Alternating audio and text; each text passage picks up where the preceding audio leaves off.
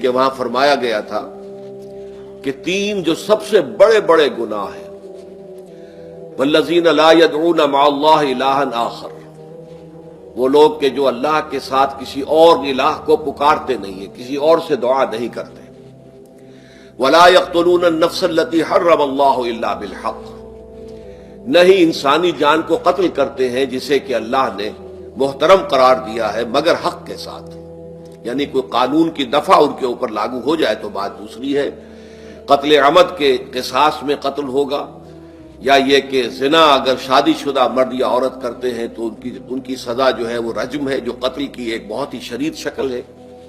یا مرتد کی سزا قتل ہے، اور یا پھر یہ ہے کہ کافر کو قتل کیا جا سکتا ہے جو حربی ہو، جس کے ساتھ جو جنگ ہے وہ ڈکلیئرڈ ہو۔ ان چار صورتوں کے علاوہ کسی انسان کو کسی حالت میں کسی جذبے کے تحت قتل کرنا جائز نہیں ہے، حرام ہے، حرام مطلق ہے۔ یہ ہمارے ہاں جو وہ عزت کے نام پر آنر کلنگز جو ہو رہی ہوتی ہیں، یہ سب کے سب جو ہے جرم ہے اسلام کی نگاہ میں۔ کسی کو یہ حق حاصل نہیں ہے کہ اس طرح سے اپنے ہاتھ میں قانون کو لے لیں۔ لیکن اس کے بعد فرمایا تھا کہ جو لوگ یہ کام کرتے ہیں تو پھر یہ ہے کہ یلقا اساما، وہ اس کی پاداش بھگت کر رہیں گے۔ یضاعف لہ العذاب یوم القیامہ، ان کے لیے قیامت کے دن عذاب دگنا کر دیا جائے گا، بڑھا دیا جائے گا۔ وَيَخْلُدْ فِيهِ مُهَانًا، اور وہ رہیں گے اس میں ہمیشہ ہمیش نہایت ذلت کے ساتھ، رسوا ہو کر۔ إِلَّا مَن تَابَ وَآمَنَ وَعَمِلَ عَمَلًا صَالِحًا، اس میں استثناء ہے کہ جو توبہ کرے اور تجدید ایمان کرے یا ایمان لائے۔ اگر پہلے کافر تھا تو ایمان لائے گا، اور اگر پہلے مسلمان تھا لیکن یہ کہ یہ گناہ سرزد اس سے ہوا تو گویا کہ ایک طرح کے کفر میں وہ داخل ہو گیا تھا، ایمان حقیقی سے محروم ہو گیا تھا، تو گویا کہ تجدید ایمان کرے۔ الا من تاب وآمن وعمل عملا صالحا، اور پھر اس کا عمل تبدیل ہو جائے، عمل درست ہو جائے، غلط کام کو فی الواقع چھوڑ دے۔ فاولئک یبدل اللہ سیئاتہم حسنات، تو یہ وہ لوگ ہیں کہ اللہ تعالیٰ ان کی برائیوں کو بھلائیوں سے بدل دے گا۔ یہ بات جو ہے بہت بلند ہے، اس میں اللہ تعالیٰ کی طرف سے وعدہ جو ہو رہا ہے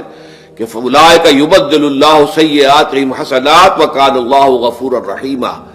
ومن تاب وعمل صالحا، پھر دوبارہ تکرار کے ساتھ یہ بات آ چکی ہے، جو توبہ کرے اور پھر عمل اچھا کرے، فإنہ یتوب الی اللہ متابا، تو وہ ہے جو حقیقت میں توبہ کرتا ہے اللہ کی جناب میں جیسے کہ توبہ کرنی چاہیے، عمل میں کوئی تبدیلی نہ ہو، اور توبہ کی تسبیح ہوتی رہے،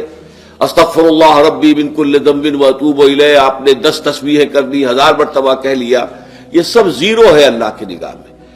ذکر کا ثواب مل جائے گا کہ اتنا وقت آپ نے اللہ کا نام لیا ہے، اللہ کا ذکر کیا ہے، اس کا ثواب تو ملے گا، لیکن یہ توبہ نہیں ہے، اس سے کسی گناہ کی معافی کا کوئی سوال نہیں ہوتا،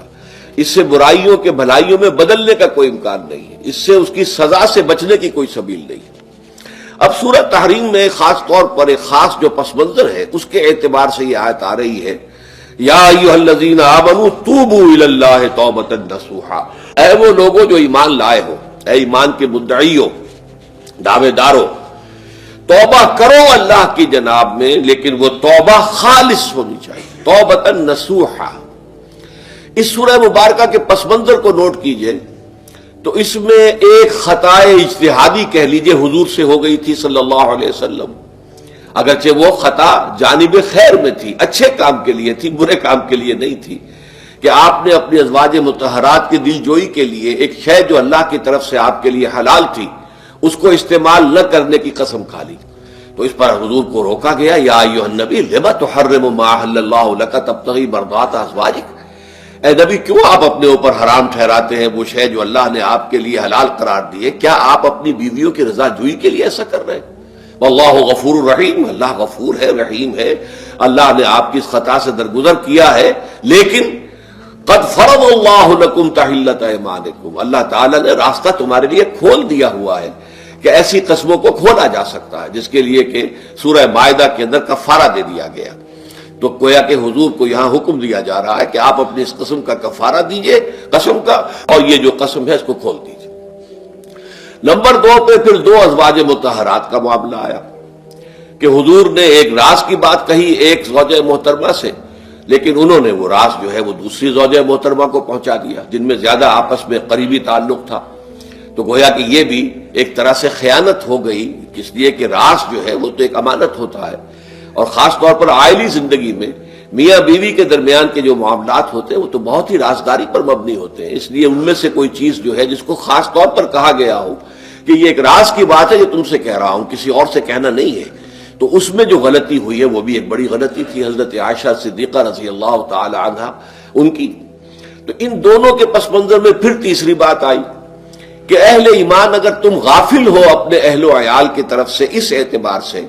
کہ ان کا کردار کیسا بن رہا ہے، وہ اللہ کے بندے ہیں یا کوئی غلطیاں کر رہے ہیں، خطا کر رہے ہیں، تو دیکھو یہ تم ان کے ساتھ جو ہے وہ محبت نہیں کر رہے، عداوت کر رہے ہو. اس لیے کہ تمہاری اس نرمی، تمہاری اس شفقت اور ان محبت کے اندر اس درجے بڑھ جانا کہ اس میں اللہ تعالیٰ کے جو حرام کردہ امور ہیں ان میں بھی تم ملوث ہو جاؤ، تو یہ گویا کہ در حقیقت تم اپنے آپ سے بھی دشمنی کر رہے ہو اور ان سے بھی دشمنی کر رہے ہو. اپنے آپ سے دشمنی کر رہے ہو کہ تمہاری عاقبت خراب ہوگی، ان سے دشمنی کر رہے ہو کہ ان کی اگر تربیت غلط ہو جائے گی تو گویا کہ وہ جہنم کا نوالا بنیں گے. اب اس تین چیزوں کے پس منظر میں فرمایا جا رہا ہے یا ایھا الذین آمنوا توبوا الی اللہ توبۃ نصوحا، اے ایمان والو، اے ایمان کے دعوے دارو، اللہ کے جناب میں توبہ کرو، لیکن توبہ خالص نصوحا. پہلی بات تو یہ جانیے، میں نے بھی یقیناً پہلے بھی عرض کیا ہوگا لیکن دہرانے میں کوئی حرج نہیں ہے، عربی زبان میں یہ دو الفاظ بہت قریب ہیں، آبا یعوب اوبن اور تابا یتوب توبن یا توبتن. آبا یعوب اوبن بھی ہوتا ہے واپس لوٹنا، لیکن یہ ہے کسی یعنی مادی چیز کی طرف سے واپس لوٹنا. ایک ہے تابا یتوب توبن یا توبتن، وہ کسی فعل سے، مانوی چیز سے پلٹ آنا، لوٹ آنا. چنانچہ ایک بڑی پیاری جو دعا حضور صلی اللہ علیہ وسلم مانگا کرتے تھے، آپ کی مسنون دعاؤں میں سے ہے، جب آپ سفر پر گئے واپس گھر آئے تو گھر میں داخل ہوتے ہوئے آئبونا تائبونا لربنا حامدون، ہم پلٹ کر آ گئے ہیں سفر سے، وطن سے میں پہنچ گئے ہیں، گھر میں داخل ہو رہے ہیں اور ہم اس حال میں بھی اپنے رب کی جناب میں توبہ بھی کر رہے ہیں، رجوع کر رہے ہیں اللہ کی جناب میں، اور اپنے رب کی حمد کرتے ہوئے داخل ہو رہے ہیں. آئبونا تائبونا لربنا حامدون. اسی طرح آپ بازار جائیں، اس کے بعد اپنے گھر میں داخل ہو تو یہ دعا پڑھیں، تو یہ گویا یہ بہت ہی ایک یوں سمجھیے مبارک، بہت سی اس کے اندر برکات ہوں گی. تو اس میں بھی لفظ آبا یعوب اوبن، تابا یتوب توبن، یہ دونوں کے بہت قریب آ گئے. آئبونا تائبونا لربنا حامدون. توبو الی اللہ، اب الہ کو نوٹ کیجئے،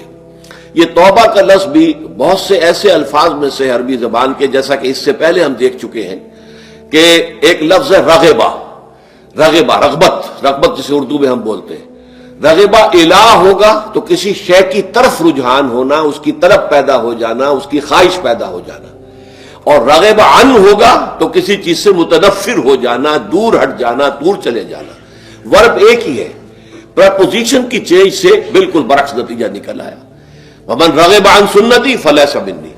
جسے میری سنت پسند نہیں ہے، جو اس سے ہٹتا ہے، پیچھے ہٹتا ہے، اس کو ترک کرتا ہے، اس کا مجھ سے کوئی تعلق نہیں. اسی طرح مالا یمیل و میلن، مالا الہ کسی شے کی طرف مائل ہونا، مالا عن اس شے سے ہٹ جانا، پیچھے ہٹ جانا، نفرت ہو جانا. اسی میں وہ لفظ تھا سا، فقط سقط قلوبکما، تمہارے دل جو ہے وہ تو مائل ہو ہی گئے ہیں. سغا بھی الہ ہوگا تو اس کے معنی کسی شے کی طرف مائل ہو جانا، عن ہوگا تو کسی شے سے متنفر ہو جانا. تو وہاں میں عرض کر چکا تھا لقد سقط قلوبکما، تو اے نبی کی دونوں بیویوں تمہارے دل تو یقیناً اللہ کی طرف مائل ہو چکے ہیں، توبہ کی طرف مائل ہو چکے ہیں، لیکن زبان سے یہ کہتے ہوئے کہ حضور معاف کر دیجئے غلطی ہو گئی، یہ اس میں ذرا حجاب آ رہا ہے. ظاہر بات ہے شوہر اور بیوی کے درمیان جس طرح کا تعلق ہوتا ہے تو اس میں یہ کہ بسا اوقات اپنی غلطی کو واضح الفاظ میں تسلیم کرنے میں کچھ ہچکچاہٹ سی ہوتی ہے. تو وہ ایک کیفیت تھی کہ تمہارا دل تو مائل ہو چکا ہے، لیکن یہ کہ تم ذرا زبان سے بھی کہو، اقرار کرو. اسی طریقے سے یہ لفظ توبہ ہے، توبہ الہ ہے، کسی کی جناب میں توبہ کرنا. جب اللہ تعالیٰ کی طرف توبہ کا لفظ آئے گا تو توبو الی اللہ توبۃ نصوحا، اللہ کی جناب میں توبہ کرو. اور جب اللہ تعالیٰ توبہ کرتا ہے، یہ لفظ جو ہے دو طرف استعمال ہوتا ہے، تواب بندہ بھی ہے، تواب اللہ بھی ہے. اللہ تواب ہے، بہت توبہ کا قبول کرنے والا، بندہ تواب ہے، بہت زیادہ توبہ کرنے والا۔ وہ حدیث میں آپ کو سنا چکا ہوں،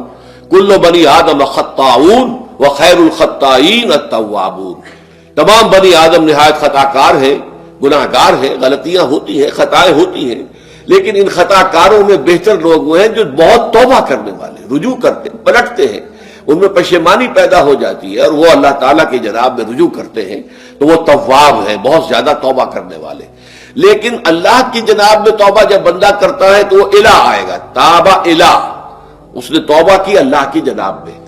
اللہ توبہ کرتا ہے یعنی اللہ تعالیٰ جو ہے اپنی نظر شفقت اور نظر رحمت جو پھیر دی تھی اس نے کہ ایک بندے نے گناہ کیا ہے، میرے حکم کی جو ہے خلاف ورزی کی ہے، معصیت کا ارتکاب کیا ہے، تو اللہ تعالیٰ اپنی رحمت اور شفقت کی نگاہ اس سے ہٹا لیتا ہے۔ لیکن جب بندہ توبہ کرتا ہے تو پھر اللہ تعالیٰ بھی رجوع فرماتا ہے اور اپنی شفقت اور رحمت اور مغفرت کے ساتھ بندے کی جانب متوجہ ہو جاتا ہے۔ لیکن وہاں تابہ اعلیٰ آئے گا، تم علینا اے پروردگار ہماری توبہ کو قبول فرما، وہ اعلیٰ کے ساتھ آئے گا۔ ہم جب توبہ کریں گے تو وہ الہ کے ساتھ آئے گا۔ تو یہاں فرمایا توبو الی اللہ، اللہ کی جناب میں توبہ کرو، پلٹو، رجوع کرو، اور توبۃ نصوحا، خالص توبہ۔ اس کی جو وضاحت تھوڑی سی میں ابھی کر چکا ہوں کہ خالص توبہ سے مراد کیا ہے۔ یہ نہیں کہ بس توبہ کی ورد ہو رہا ہے اور توبہ جو ہے وہ اس کے کلمات زبان سے ادا کیے جا رہے ہیں۔ بعض لوگ ہیں وہ جو آیت کریمہ ہے اس کا 1.25 لاکھ کا ہو رہا ہے، ورد ہو رہا ہے، کتنا ہو رہا ہے، اس کی تسبیح پڑھ رہے، اس سے کچھ نہیں ہوتا جب تک کہ دل کے اندر گناہ سے نفرت پیدا نہ ہو جائے، حقیقی پشیمانی نہ ہو کہ یہ مجھ سے بہت غلط حرکت سرزد ہوتی رہی ہے، پختہ ارادہ نہ ہو کہ آئندہ یہ کام نہیں کروں گا یا کروں گی، اور یہ کہ بالفعل بھی اس کام کو چھوڑ دیں۔ یہ 3 شرطیں کم سے کم ہیں ان چیزوں میں کہ جو حقوق اللہ میں سے، اللہ تعالیٰ کے حقوق، ان میں کوتاہی ہوئی ہے، ان میں غلطی ہوئی ہے، اس میں انسان نے کسی معصیت کا ارتکاب کیا ہے، تو 3 شرطیں۔ حقیقی پشیمانی نمبر 1، جس کے لیے میں نے اقبال کا شعر آپ کو سنایا تھا جو بالکل نوجوانی کے دور میں انہوں نے کہا تھا، اور کسی، اب میں نام بھول رہا ہوں، کوئی بہت بڑے شاعر تھے، استاذ تھے، اساتذہ، استاذ الشعراء، انہوں نے کہا تھا کہ میاں صاحبزادے اس عمر میں، اور یہ شعر اس قدر اونچا شعر ہے کہ موتی سمجھ کے شان کریمی نے چن لیے قطرے جو تھے میرے عرق انفعال کے۔ انفعال کہتے ہیں شرمندگی کو، کہ میں جب شرمندہ ہوا کہ میں اللہ کی جناب میں یہ کیا حرکت کر بیٹھا، تو اس سے میری پیشانی پر جو پسینے کے قطرے رونما ہوئے، اللہ تعالیٰ نے ان کو موتی سمجھ کے چن لیا۔ اللہ تعالیٰ کو بندے کی توبہ سے اتنی خوشی ہوتی ہے۔ وہ حدیث بھی میں آپ کو سنا چکا ہوں کہ تم اندازہ کرو، ایک شخص ہے کہ جو ایک ریگستان میں لقودق صحرا میں سفر کر رہا تھا، اس کا ایک اونٹ تھا جس پر وہ سفر کر رہا تھا، اسی پر اس کا جو بھی راستے کا کچھ کھانا وانا تھا، خوراک تھی، وہ بھی، اس کی پوٹلیاں بھی تھیں اور پانی کی چھاگل بھی بندھی ہوئی تھی۔ تھوڑی دیر کے لیے وہ ایک درخت کے سائے میں بیٹھ گیا استراحت کے لیے، وہ اسی میں آنکھ لگ گئی اس کی۔ اب جب آنکھ کھلی تو دیکھا کہ اونٹ غائب ہے۔ اب اونٹ گویا کہ اس کی زندگی کا واحد سہارا، کہاں جائے گا اب بغیر اونٹ کے؟ اس دوڑا دائیں بائیں، شمال جنوب مغرب مشرق، سب میں کہیں جہاں تک وہ کر سکتا تھا اسے کہیں اونٹ نظر نہیں آیا۔ تو پھر وہ اسی درخت کی سائے میں آ کر بیٹھ جاتا ہے موت کے انتظار میں کہ اب تو موت ہی آئے گی، نہ کھانے کو کچھ، نہ پینے کو پانی، نہ سواری کہ میں کہیں یہاں سے نکل سکوں۔ اچانک دیکھتا ہے کہ وہ اونٹ تو کھڑا ہوا ہے اور وہ سامان بھی موجود ہے۔ تو اس میں فرط مسرت کی وجہ سے خوشی اتنی شدید ہوتی ہے اسے کہ وہ کہنا تو یہ چاہتا ہے اے اللہ میں تیرا بندہ ہوں، تو میرا رب ہے، لیکن وہ کہہ یہ بیٹھتا ہے اے اللہ میں تیرا رب ہوں، تو میرا بندہ ہے۔ یعنی اتنا وہ اپنے اس میں حواس کھو بیٹھتا ہے خوشی کی وجہ سے۔ اتنی ہی خوشی ہوتی ہے اللہ تعالیٰ کو اپنے کسی گناہ گار بندے کی توبہ سے۔ اب آپ اندازہ کیجئے، یہ ہے جو تشبیہ حضور صلی اللہ علیہ وسلم نے توبہ کی عظمت کے لیے بیان کی۔ تو اس کے حوالے سے، اور میں آپ کو فلسفے کے طور پر بھی بتا چکا ہوں کہ بہت بڑی غلطی جو ہے، جیسے ان دونوں صورتوں کا جو مرکزی مضمون میں نے بتایا تھا کہ خاندانی زندگی میں 2 انتہائی کیفیات پیدا ہوتی ہیں، یا میاں بیوی کی موافقت نہیں ہو رہی تو آخری حد ہے طلاق، یا یہ ہے کہ اتنی محبت ہو گئی ہے کہ محبت کی وجہ سے شریعت کی حدود کے اندر رد و بدل ہو رہا ہے۔ تو پہلے کے موضوع کے اوپر سورہ طلاق ہے اور دوسرے موضوع کے اوپر سورہ تحریم ہے۔ تو طلاق کے معاملے میں بھی عیسائیوں سے جو بہت زیادہ غلطی، بہت بڑی سرزد ہوئی، وہ یہ ہے کہ حضرت عیسیٰ نے یہ فرمایا تھا کہ جو شخص اپنی بیوی کو طلاق دیتا ہے گویا کہ ناحق، وہ گویا کہ اس سے زنا کرواتا ہے، یعنی یہ کہ طلاق ہو گیا اس کو، اب وہ بیچاری جو ہے وہ بے شوہر کے ہے، عام طور پر مطلقہ سے کوئی شادی نہیں کرتا، تو اب اس کے فتنے میں مبتلا ہونے کا امکان موجود ہے، وہ زناکاری پر آمادہ ہو سکتی ہے۔ تو جس شخص نے اسے غلط طلاق دی تھی در حقیقت وہ ذمہ دار ہوگا اس زناکاری کا جو وہ کر رہی ہے۔ یہ اصل میں ایک اخلاقی تعلیم تھی جس کو کہ انہوں نے قانونی سمجھ لیا اور طلاق کا دروازہ بند کر دیا، حالانکہ شریعت موسوی میں طلاق کا راستہ کھلا تھا جیسے شریعت محمدی میں، کہ اگر کوئی صورت ایسی ہے کہ مزاج نہیں مل رہا ہے تو ٹھیک ہے، علیحدہ ہو جاؤ، سیپریشن کا راستہ کھلا ہوا ہے۔ اگرچہ اللہ کو حلال چیزوں میں سب سے زیادہ ناپسند طلاق ہے، اللہ چاہتا یہی ہے کہ یہ بندھن بندھ جائے تو بندھا رہے ساری عمر، لیکن یہ کہ یہ بھی نہیں ہے کہ گھر کے اندر چخ چخ ہوتی رہے، چپکلش چلتی رہے، گھر کے اندر چین نہ رہے، راحت نہ رہے، باہمی اعتماد نہ ہو اور پھر بھی وہ بندھن بندھا رکھا جائے، اس کا کوئی فائدہ نہیں۔ تو قانون وہ تھا لیکن اخلاقی تعلیم یہ تھی، جیسے حضور نے فرمایا ابغض الحلال عند اللہ الطلاق، لیکن ساتھ ہی میں نے وہ حدیث بھی آپ کو سنا دی کہ جو شخص اپنی بیوی کی جو بھی اس کی روش ہے اس سے سخت نالا ہے، شکایتیں کرتا پھرتا ہے دوسروں سے، طلاق نہیں دیتا، تو اللہ تعالیٰ اس کی دعا سنتا ہی نہیں کہ جب میں نے تمہارے لیے راستہ کھلا ہوا تھا وہ تم اختیار نہیں کر رہے۔ تو یہی معاملہ در حقیقت عیسائیوں نے اس حد تک بڑھایا کہ حضرت آدم اور حوا سے جو خطا ہو گئی تھی وہ خطا جو ہے وہ تو ہر انسان دنیا میں جو آتا ہے تو خطا کار ہے، وہ اپنے آباء و اجداد، اپنے اماں حوا اور اپنے ابا آدم کی خطا لے کر اپنے ساتھ پیدا ہو رہا ہے، تو گناہ گار ہے۔ Man is sinful from the very birth. اب اس کا کیا علاج ہو؟ پھر وہ تو اس کا علاج ڈھونڈا کہ اللہ نے اپنا اکلوتا بیٹا زمین پر بھیج کر اور اسے ان لوگوں کی طرف سے کفارہ بنا لیا کہ جو ہمارے اس بیٹے پر ایمان لے آئے۔ یہ سارا عقیدہ بناء فاسد علی الفاسد کیوں ہوا؟ کہ توبہ کے بارے میں تصور ان کا غلط ہو گیا۔ اللہ قرآن مجید نے واضح کیا کہ غلطی تو ہوئی تھی حضرت آدم و حوا سے، شیطان کے بہکانے میں آ گئے تھے، لیکن یہ کہ پھر انہوں نے توبہ کی، اللہ نے تاب علیہ، اللہ نے اس کی توبہ قبول فرما لی۔ فتلقى آدم من ربہ کلمات فتاب علیہ، تو آدم نے اپنے رب سے کچھ کلمات سیکھ لیے، پشیمانی تو ہو گئی تھی، شرمندگی ہو گئی تھی، لیکن الفاظ نہیں مل رہے تھے، کن الفاظ میں میں اللہ کی جناب میں توبہ کروں۔ اللہ کی کمال شفقت کے اللہ نے وہ الفاظ بھی انہیں تلقین کر دیے جو سورہ اعراف کے اندر بیان ہوئے ہیں، ربنا ظلمنا انفسنا وان لم تغفر لنا وترحمنا لنکونن من الخاسرین۔ اللہ نے توبہ قبول فرما لی، فتاب علیہ۔ اب جو بچہ پیدا ہو رہا ہے نسل آدم کا، وہ کوئی اپنے جد امجد جو ہے حضرت آدم اور حضرت حوا کے گناہ کی پوٹ لے کر نہیں آتا ہے، وہ تو کل مولود یولد علی الفطرہ، فطرت الاسلام پہ پیدا ہوتا ہے۔ تو توبہ کی در حقیقت جو عظمت اور حقیقت ہے ہمارے دین میں، اس کو نہ سمجھنے سے بھی بہت بڑی غلطیاں لوگوں سے ہو جاتی ہے، اور تاریخ انسانی میں اتنی بڑی بڑی غلطیاں ہوئی ہیں۔ طلاق کے معاملے میں بھی عیسائیوں نے پھر یہ کیا کہ سوائے اس کے کوئی شکل نہیں ہے کہ بیوی زنا کار ہو تو پھر تو طلاق ہو جائے گی، سیپریشن ہو جائے گی، لہذا جو طلاق دینا چاہتے تھے وہ ایسے مواقع پیدا کرتے تھے کہ بیوی زنا کرے، یا یہ کہ جھوٹی گواہیاں فراہم کرتے تھے زناکاری کی اور پھر اس سے چھٹکارا حاصل کرتے تھے۔ اس کے بغیر چھٹکارا حاصل کرنے کی کوئی شکل نہیں تھی۔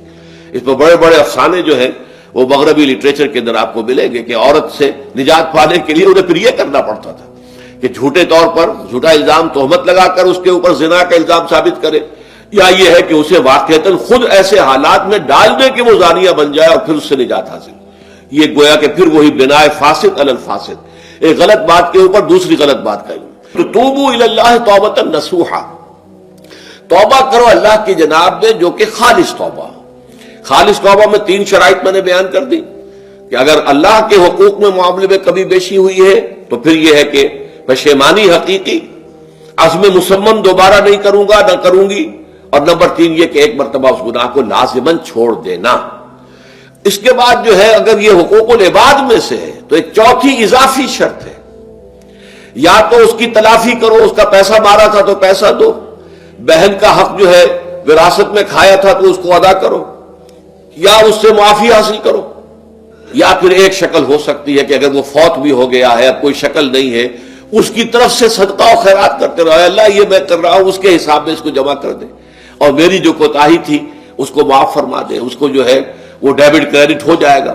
ورنہ پھر آخرت میں یہ ہوگا کہ آپ کی نیکیاں اس کے حوالے کی جائیں گی، یا آپ کے پاس نیکیوں کا ذخیرہ بھی کافی نہ ہوا تو اس کے گناہ آپ کے پلڑے میں ڈال دیے جائیں گے۔ اور اسی کو حضور نے فرمایا کہ میری امت کا اصل مفلس وہ ہے۔ آپ نے پوچھا اتدرون من المفلس، آپ لوگ جانتے ہیں کہ مفلس کون ہوتا ہے؟ تو صحابہ نے وہی جواب دیا جو ہم میں سے ہر شخص جواب دے گا، المفلس عندنا من لا درہم لہ ولا دینار، ہمارے نزدیک ہم مفلس اس کو کہتے ہیں جس کے پاس درہم و دینار نہیں ہے، روپیہ پیسہ نہیں ہے۔ حضور نے فرمایا نہیں، میری امت کا مفلس وہ ہوگا جو قیامت کے دن حاضر ہوگا، بہت سی نمازوں کی وہ پنڈ لے کر آئے گا،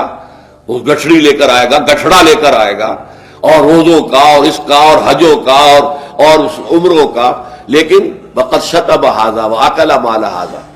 اس نے مال کھایا تھا فلاں کا حرام طریقے سے، فلاں کو گالی دیتی تھی، فلاں پر تہمت لگائی تھی، حقوق العباد کے اندر جو ہے اس کی عزت پر حملہ کیا تھا، وہ سارے مدعی جمع ہو جائیں گے۔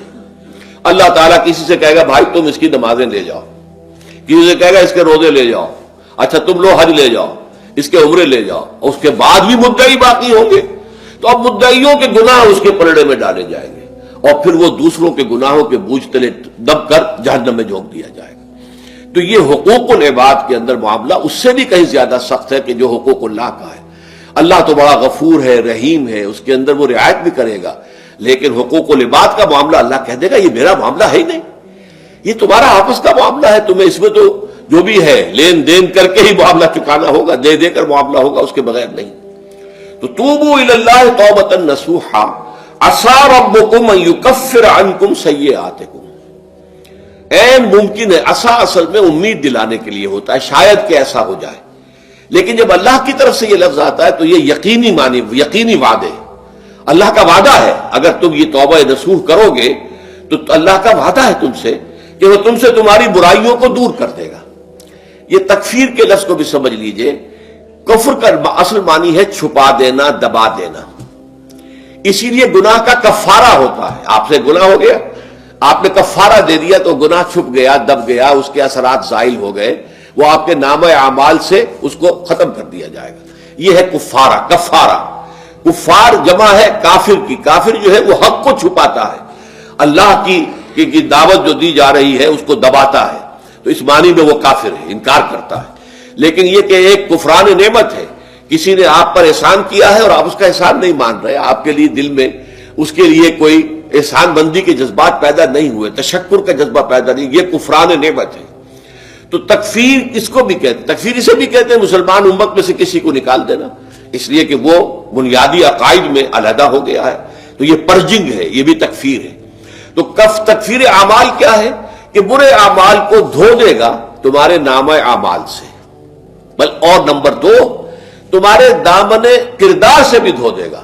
جو غلطیاں تمہارے اوپر چلی آ رہی تھی، اتنے عرصے تک تم کرتے رہے ہو، تمہارا کردار جو ہے اس سے مقدر ہو گیا ہے، اس کے اندر جو ہے خرابی پیدا ہو گئی ہے، تو اللہ اس کو بھی دھو دے گا۔ تو دنیا میں بھی تکفیر کا اثر ہوگا کہ انسان کی اصلاح ہو جائے گی، اس کی سیرت و کردار جو ہے صحیح رخ پر آ جائیں گے، اور آخرت میں یہ ہے کہ اس کا جو اعمال نامے میں جو گناہ درج تھا وہ وہاں سے صاف کر دیا جائے گا، محو کر دیا جائے گا۔ یہ تکفیر 2 گناہ ہے، اور اس میں جو ہم سورہ الفرقان میں پڑھ کر آئے ہیں وہ اس سے بھی اگلی بات ہے، اولئک یبدل اللہ سیئاتہم حسنات، جہاں گناہ کا اندراج تھا وہاں اب نیکی کا اندراج ہو جائے گا، تمہاری سیرت و کردار میں جو گناہ کا پہلو تھا وہ اب نیکی کے پہلو میں بدل جائے گا۔ یہ تکفیر گویا کہ دنیا میں بھی اور آخرت میں بھی۔ عسیٰ ربکم، امید ہے اور اللہ کا وعدہ ہے کہ وہ تم سے تمہاری برائیوں کو دور کر دے گا۔ مطلب یہ کون انسان ہے جو برائی سے بالکل پاک ہے؟ کل بنی آدم خطاؤون وخیر الخطائین التوابون۔